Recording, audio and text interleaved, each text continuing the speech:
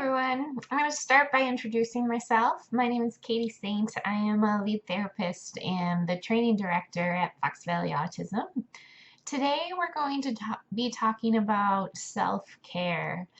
This presentation is titled Focus on the Family because by focusing on the whole family, we can better help every person in the family. We care deeply about our clients, your children, but we also care about your whole family as well. So the biggest thing that I want to focus on today is how can we make you strong? How can we make you more able to be a parent and to be a spouse and function in everyday life? So let's take some time to focus on how we can best do that and why we should do that. I'm going to start with a story about flying in airplanes. So every time you get on an airplane, you're going to hear a safety presentation. And in the safety presentation, they always say that in the event of a crash or oxygen being lowered, a mask will come down from the ceiling and you must put that mask over your face first before you put it on a child. So there's a reason for that. If you run out of air and pass out, you can't help your child. And so airplane attendants want you to take care of yourself first so you can better help your child. That is the same message that we're trying to get across to you guys as well. And as a parent myself, I can admit that this can be hard sometimes. When you have a child, whether it's a foster child, adoptive child, or a biological child, it is built into us that we need to do this sacrificial love. And that's a beautiful, beautiful thing, but sometimes it doesn't help our kids when we do that. So what I want to focus on is that balance today. How can we fully love our kids while also taking care of ourselves so we can be at our best? So the first thing that I want to focus on is personal care. So one way to make ourselves strong and make ourselves most able to cope with life is through personal care. So the first thing I want to talk about is alone time. Every person alive needs alone time. Some people are introverts and some people are extroverts. Introverts need a little bit more alone time than extroverts, but both of those personality types need alone time. So that can be hard sometimes when you're a parent. Have you ever gone to the bathroom and had kids standing at your door? Hey mom, hey dad, what are you doing? Hey, I need something. When are you going to be done in there? And you're just sitting there thinking, oh my gosh, can I just do this in peace? Sometimes that happens as a parent. Alone time can be tough, but we all need it. It's important to carve out a little bit of alone time for ourselves. So the next one I'd like to talk about is guilt. As a parent, we carry so much guilt. And unfortunately, we don't make it easier for other parents. There's so much judgment and shaming about the different ways to parent. And that's really unfortunate because it's a hard job and there isn't one right way to do it. So we carry this guilt with us because we look at people's Facebook pictures or we look at our neighbors next door or our friends or whoever, and it seems like they're doing it better. Or maybe you have this standard inside of yourself that says, I should be like this or I should be like that, and you're not living up to that standard. So you carry this guilt and it just makes you feel like a failure. But I really want to encourage you to let go of that and just recognize that you're doing your best. And it's okay to not be perfect. Nobody is perfect. And sometimes our imperfections actually help us. So extend some grace to yourself. Try to forgive yourself. Try to let go of that guilt and try to have a healthier standard. The next one is exercise. Exercise is a tough one to fit in. It's one that people often skip or is the first to go, but it's super important. In the United States, there are 200,000 preventable deaths a year related to obesity and heart disease. There are 7 causes to obesity and heart disease. 5 of the 7 causes can be prevented through exercise.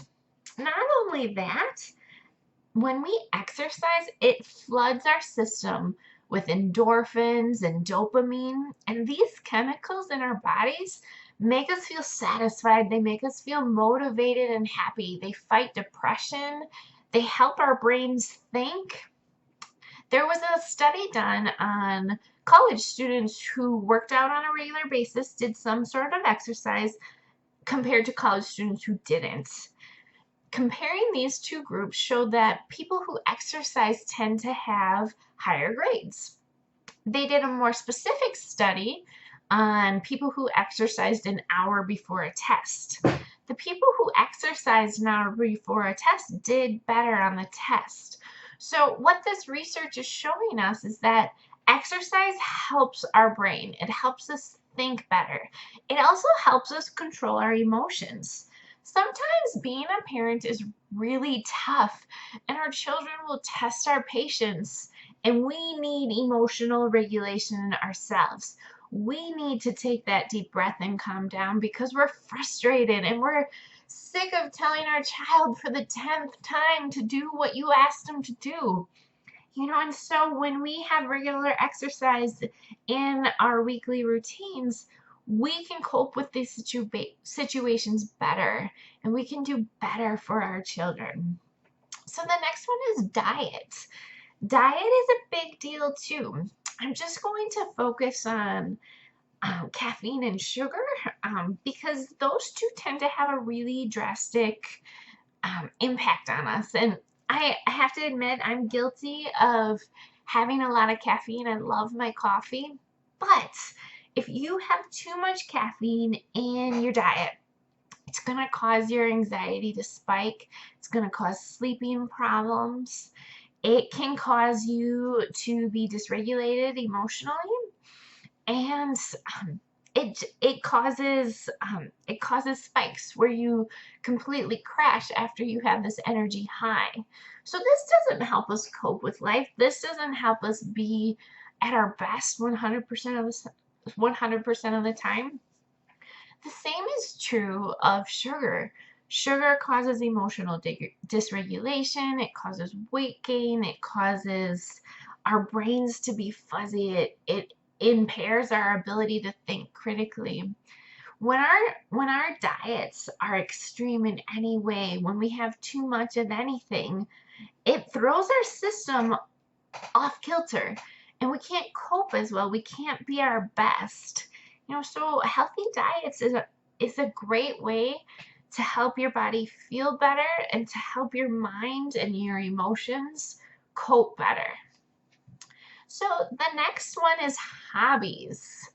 Hobbies are super important. They're hard to make time for sometimes, but our brains need a release to do something that energizes us, something to focus on other than the grind of everyday life. I really encourage you to figure out how to make time for hobbies. The next one is friends. Friends is the most important one on the list, possibly. There's nothing that floods our system with dopamine more than high quality relationships. And sometimes it's hard. You can't get a babysitter, you don't have time. There's all these obstacles that can prevent you from hanging out with friends. But this is important. And fortunately, now with social media and text messaging, we can stay connected easier than we ever could before. So reach out to people. If you're struggling, talk to somebody. Friends can build us up and give us strengths in ways that nothing else can. Relationships are super important to make a priority. The next one is self-forgiveness. Sometimes as a parent, we can't let go of our past mistakes or our standards. This really ties into the guilt topic. we need to give ourselves forgiveness. We need to give ourselves grace and, promise to do better next time, but let go of the past. No one is a perfect parent. I promise you, we could go around the room and all admit to mistakes that we've made. Nobody can be perfect, and we need to be able to forgive ourselves so we can move on and be better. The next one is just a reminder that if you have in-home therapy, that means you have a group of therapists that want to support you, that want to be there for you. At Fox Valley Autism, we don't require that you stay for the full duration of therapy. Take advantage of that. Go somewhere during therapy with one less child. If you're fortunate enough to have all your children in therapy, you could go alone. So take advantage of this. We're here for you. We want to be a support for you. Your senior therapist, especially, is someone that you can vent to about what it's like to be a parent and your daily struggles. So take advantage of that. We really want to be a support system for you. So the next one I want to talk about is marriages. Some of you listening to this might be married, some of you might not be, but this is good information no matter where you are at in life. Many of us are brought up to think that when you have children, they need to come first, and then we put our marriage second. The problem with that is when we put our marriage second, then the marriage struggles. Then conflict increases. You quit working as a team and things start to break down. If you have gone through any tough behavior plans, you'll know that consistency is super important. So if you and your partner are not on the same page, this is going to impact your child, and this is going to cause your child to not make as much progress. There's a lot of research on divorce and conflict in the home, and it shows that this is a trauma, and a trauma for adults and children. If you've gone through a divorce, you can testify that it was a hard time. You struggled. Maybe your kids struggled too. And so when you're going through that, you're not at your best, and it's hard for everyone. It's a huge transition. And so if we can prevent this, if we can change that priority order, put your marriage first or your relationship first and your kids second, your kids actually benefit.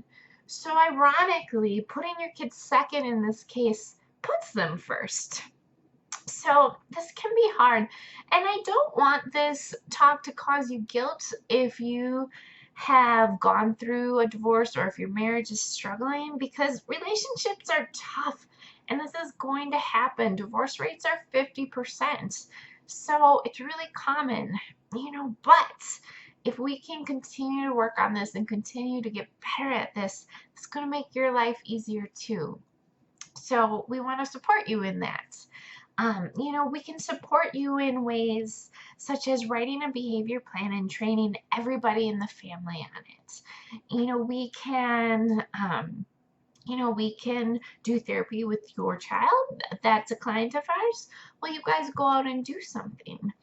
So another thing you can do is get respite, and we can help you get in contact with who you need to talk to set that up, so that if you have multiple children, you can get babysitters or do what you need to do so that you can make dates happen.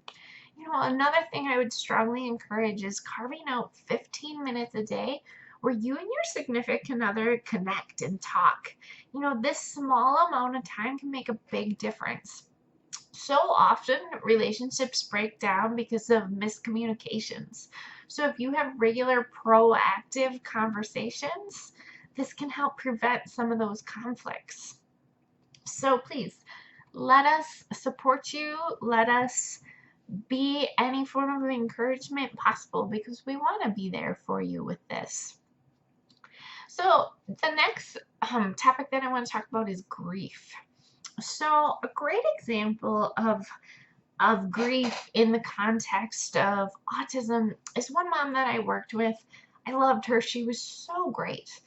But one day she came to me and she was really upset because her niece was going to prom and she looked beautiful and she had a date and they drove in this fun car and it was just really awesome. And she said to me, "My son is too low functioning to go to prom, to drive the fancy car himself." Her son was nonverbal and really stayed in his own world. So she just really didn't expect him to ever have that.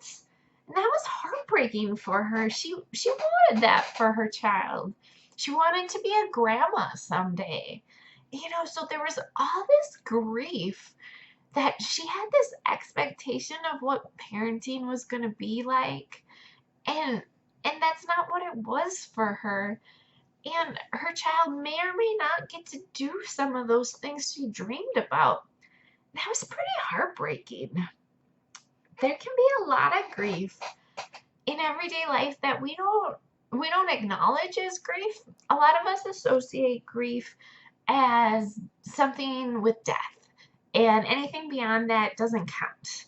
But the truth is, there's grief all around us every day. If you lose a job, if you lose a friendship, if there's a dream that you were really emotionally attached to and you didn't achieve that dream, or something got in the way of that dream, that's a loss. And it's okay for you to grieve about that. And the most important thing with grief is to acknowledge it. We need to acknowledge it. We need to talk about it. Going back to those important relationships, your marriages, your friendships, your parents, your brothers and sisters, whoever your support system is, take advantage of them. Talk to them about your grief. What are you mourning? What do you feel like you're missing out on? Talk it out. Grief typically comes in waves. So typically what's going to happen is at first the waves are going to be huge and they're going to come crashing down. And some people would rather just avoid that because it's too painful. But if you let yourself feel that, if you push through that grief, the next time the wave comes, it's going to be smaller and then smaller and then smaller. And pretty soon it's just going to be a ripple, and then the pain is going to be more manageable. And there's a part of you that's going to heal then. So if we acknowledge this grief, if we talk it out, if we process this grief, we're going to heal and it's going to be easier to deal with. So please do that. Reach out to someone, maybe even see a counselor if you feel like your grief is really profound. The next one that goes along with that is anxiety. Being a parent is the most anxiety producing thing ever. Right from the beginning, you suddenly have all these fears. What if my child's not healthy? What if my child has a disability? What if my child gets hurt? What if somebody hurts my child? Anxiety can be crippling, it can be consuming, and it can wreck us. And there's no shortage of things to worry about. Anxiety is really tough. But there are some proven ways to address anxiety. One of them is just acknowledging it and labeling it. So a lot of times we feel anxiety, but we don't acknowledge it, we don't label it, we don't really think about it. We just have this tightness in our chest, and it leads us to behaviors that maybe aren't the healthiest, or maybe are even self-sabotaging, because we just don't want that bad thing to happen. But if we acknowledge it, then we can deal with it in a healthier way. Sometimes just acknowledging it takes some of its power away. Like say you have social anxiety and you say to your husband, "Oh man, I'm really nervous about going to this group tonight because I know there's going to be a lot of people there. And I don't really like being in crowds." Then your husband says, "Yeah, you're right. You don't like that. There will be a lot of people there, but I think you'll be okay. And that's the end of the conversation. Something that simple can go a long way. It's not going to solve all of your anxiety, but it might help. It's worth a shot. The next one is to ask yourself, what if? Sometimes that takes a lot of the power out of the anxiety. We have this fear, we have it all built up, but we never follow it through. So what if I lose my job? What if my child gets hurt? What if, what if, what if? Sometimes when we answer that question, we realize that it will actually be okay. And we would actually be able to get through that. And it's not as scary as we thought. So answering the what if can have a powerful impact, and it's worthwhile to address. The next point is just simply addressing it. Sometimes if we have a valid thing to be fearful about, if we make a plan for it to address it, whether that's increasing our skills or doing some preventative stuff, or even making a plan for a reactive strategy, that can really reduce our anxiety too. So if we can make a plan around it, we can make things better. So address it. Sometimes we have thoughts that we need to ignore, thoughts that aren't helpful, and they just hound us. They keep coming in and they're just not helpful to us. When this happens and you just want to shut off your brain to get it to stop pounding you with those anxious thoughts, there's a strategy called blocking. And thought blocking is simply when these thoughts come in, you tell yourself to stop, and then you change the subject in your mind to something emotionally powerful. So it depends on what it is, and it depends on how powerful the anxiety is. But when, say I'm thinking, oh no, is my kid going to be bullied today? Is my kid going to be bullied today? I'm really nervous about my kid being bullied. If I were to use thought stopping, I would tell myself in my head, stop it, Katie. And then I would start daydreaming about the next vacation I'm going to go on. And I would picture what I'm going to do. Maybe I would start planning some of the activities I want to do. You know what? I would think about something that is emotionally powerful to me, something I'm passionate about, maybe, that is powerful enough to get my brain to think about something else.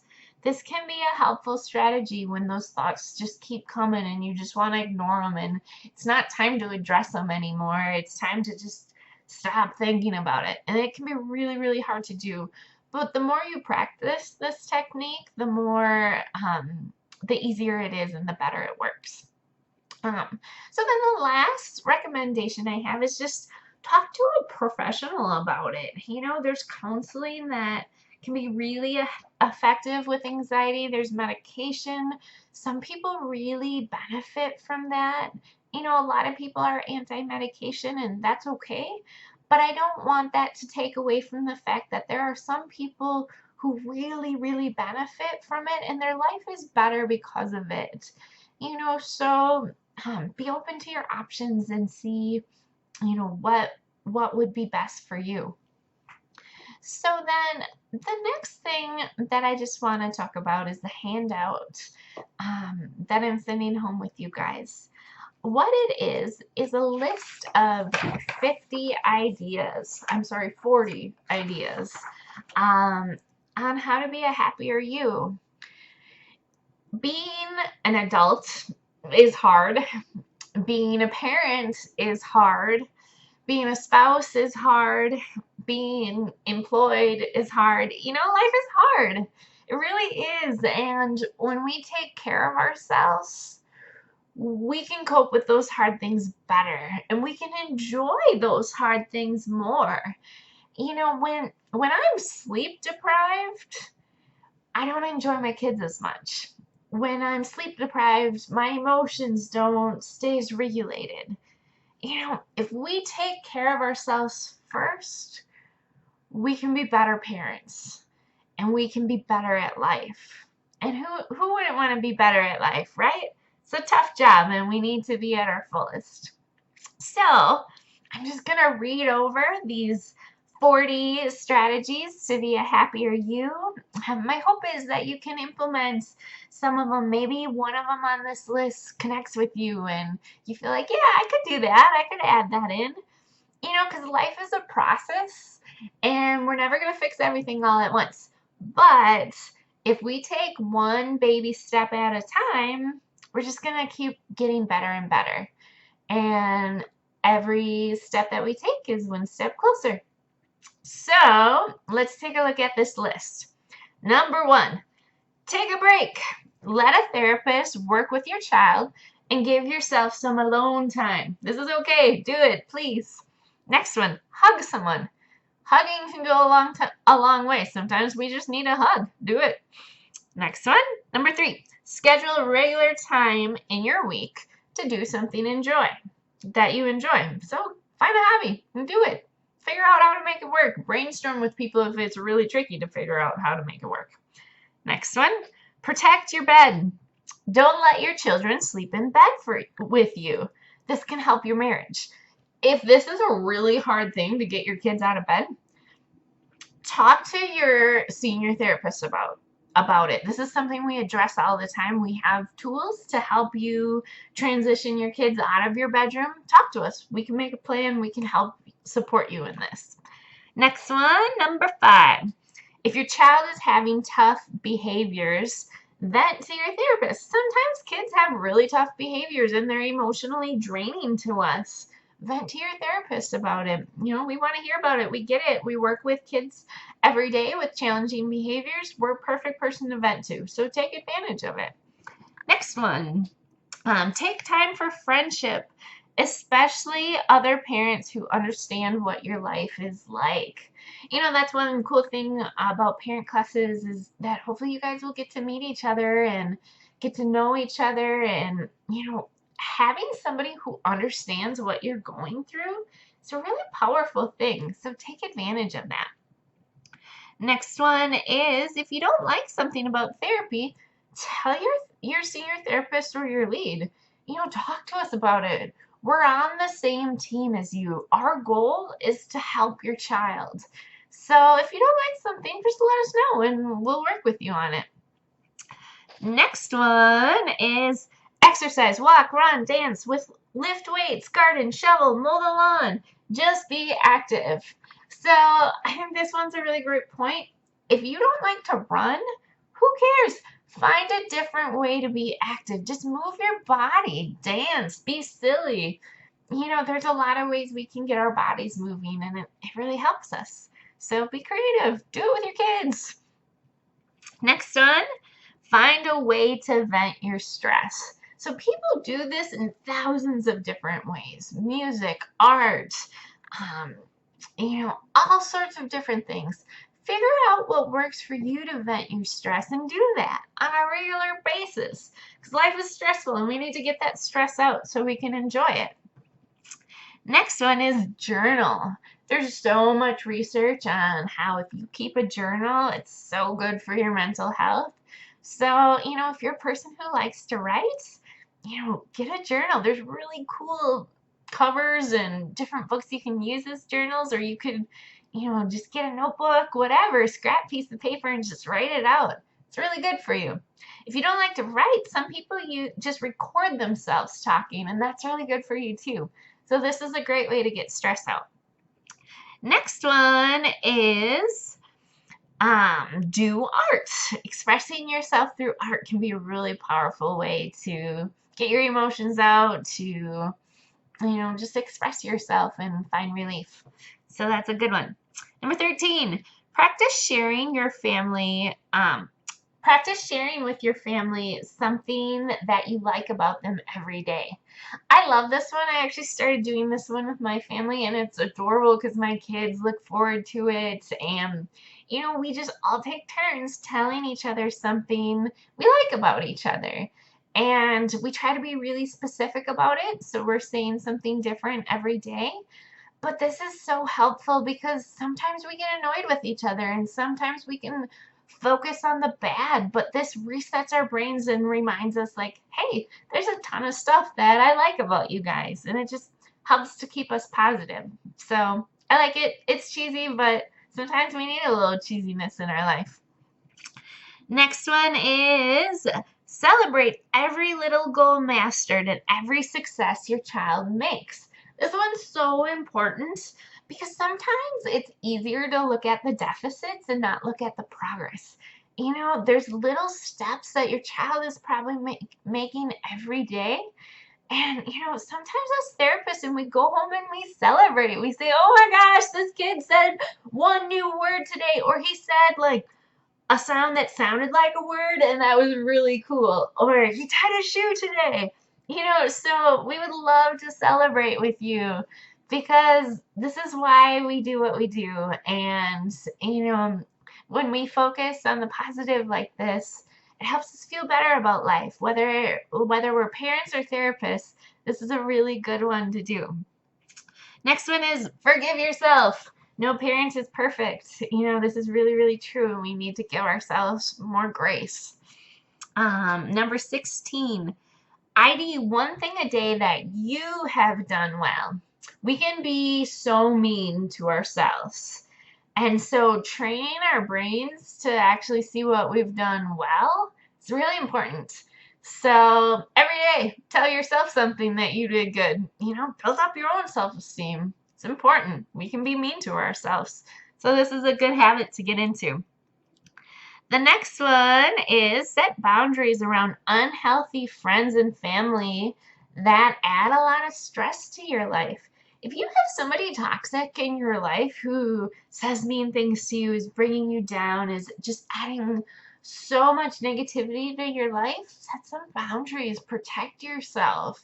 You know, life is hard, and if you have a lot of people in your life like that, it makes it so much harder.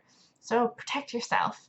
And if you need help with that, you know, talking to a counselor about how to do that can be really good. So next one, limit sugar and caffeine intake to help regulate your emotions. So that one's always helpful. Talk to a counselor if you have struggles that you feel like you need professional help for. Counseling is really effective. Just remember that you need to connect with your counselor. So if you go to one counselor and you don't like them, don't give up. Try again. You know, find somebody that you connect with so that you can feel comfortable opening up and really getting down to the issues because they can help you. So next one is when life gets too hard, ask for help.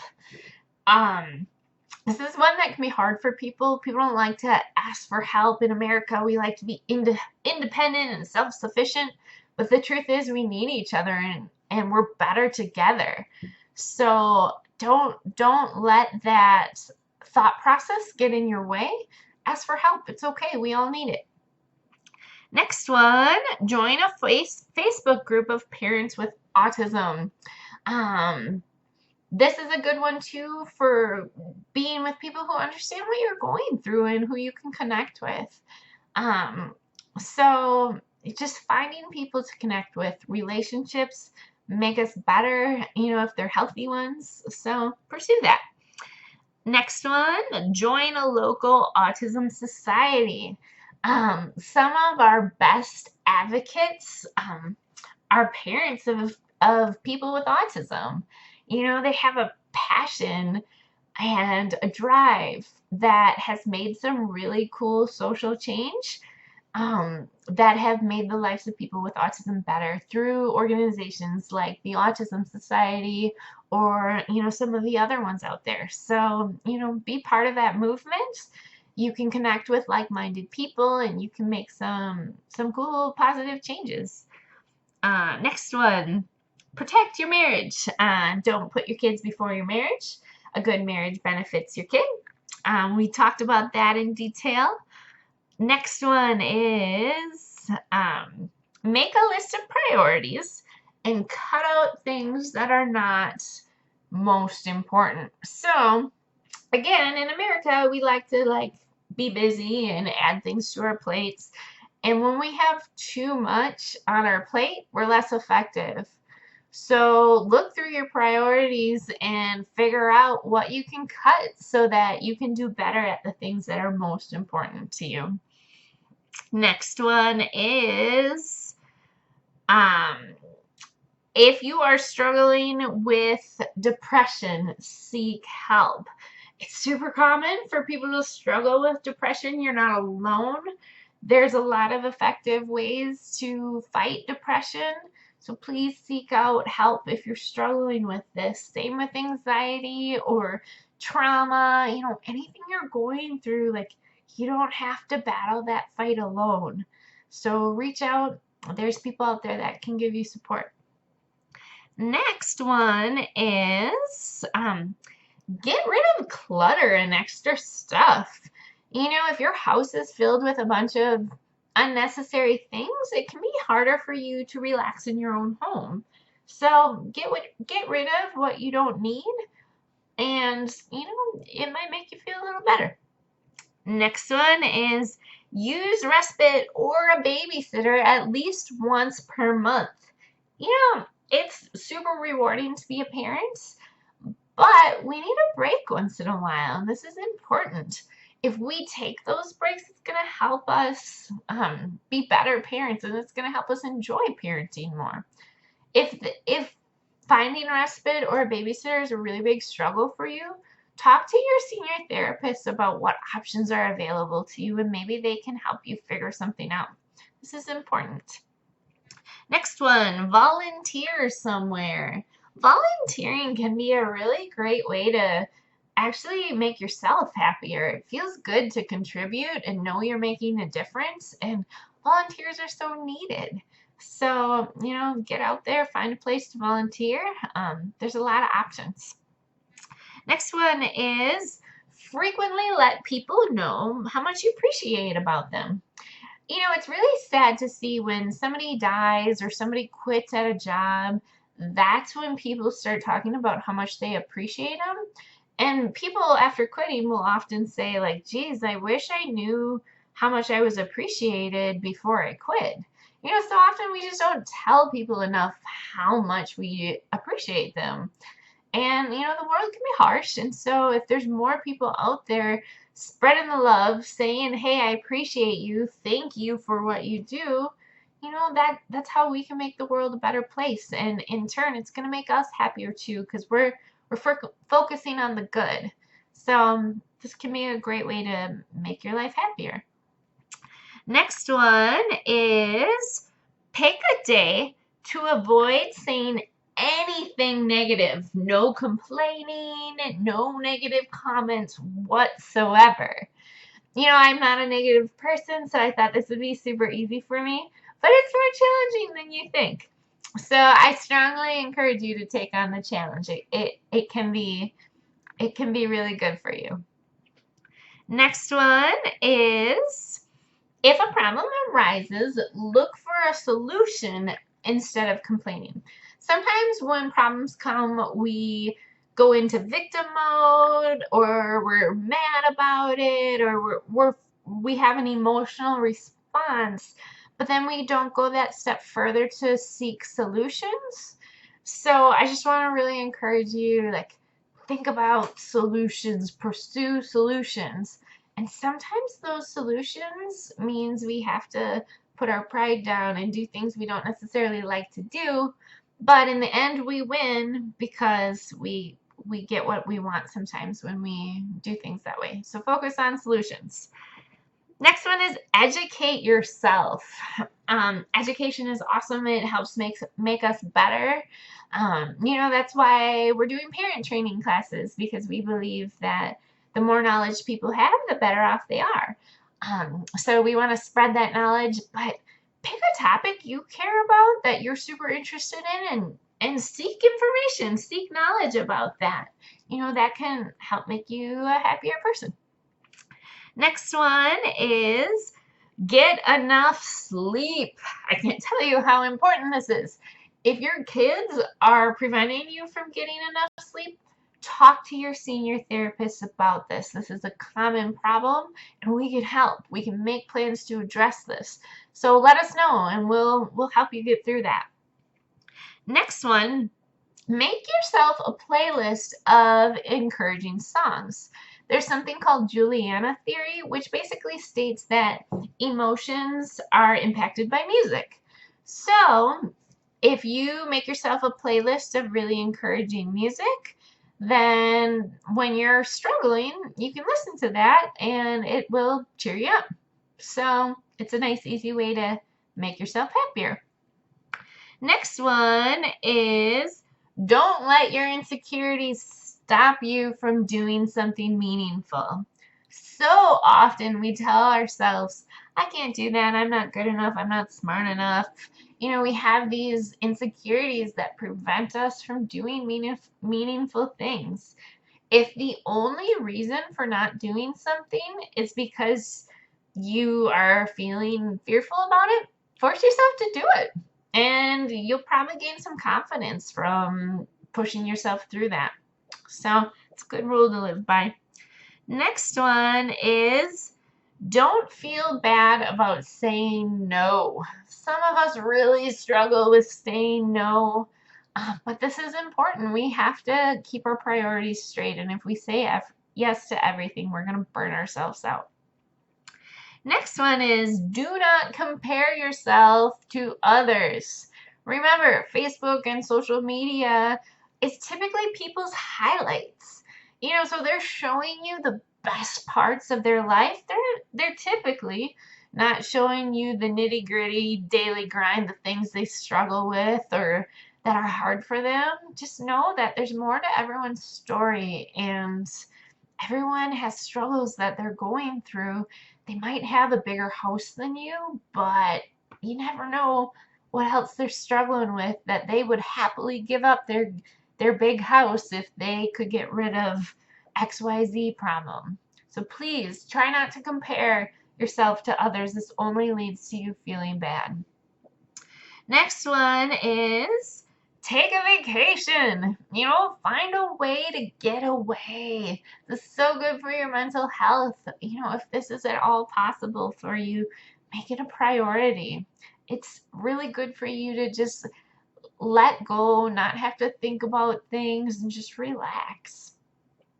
Next one is grieve. Whatever the loss may be, just let yourself feel those emotions. Talk it out, get it out. Quit blocking that grief down. Quit shoving those emotions away. We need to get that out in order to heal. We're stronger if we do. And last but not least, talk your anxiety out. Again, it goes with the grief. You don't want to stuff it. If you stuff it, you make it worse. So, guys, that's it. That is my presentation on self-care. Remember, we are better parents if we take care of ourselves. It's really hard to do, but it's important. So I hope you enjoyed this talk, and I hope that you will continue the journey of caring for yourself and growing every day. All right, thank you. Bye.